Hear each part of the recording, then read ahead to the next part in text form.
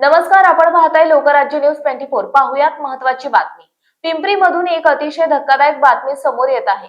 भाजी विक्रीच्या जागेवरून झालेल्या वादातून एका 26 वर्षीय तरुणावर भर दिवसा धारदार शस्त्राने जीवघेणा हल्ला करण्यात आला आहे। पिंपरीतील गणेश स्वीट समोरील रस्त्यावर हा प्रकार घडला असून घटनेचा सर्व थरार जवळच असलेल्या सीसीटीव्ही कॅमेऱ्यात कैद झाला आहे। अक्रम रफीक खान असे या हल्ल्यात गंभीर जखमी झालेल्या तरुणाचे नाव असून तो मिलिंद नगर येथील रहिवासी आहे। 5 ऑगस्ट रोजी सकाळी 8 वाजण्याच्या सुमारास ही घटना घडली।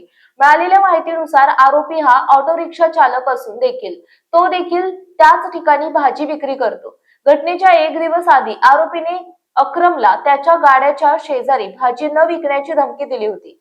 यानंतर दुसऱ्या दिवशी सकाळी आरोपीने अक्रमच्या मानेवर धारदार शस्त्राने वार केले आणि तो घटनास्थळावरून पसार झाला। रक्ताच्या थारोळ्यात पडलेल्या अक्रमला स्थानिक नागरिकांनी तातडीने जवळच्या रुग्णालयात दाखल केले असून त्याच्यावर उपचार सुरू आहेत।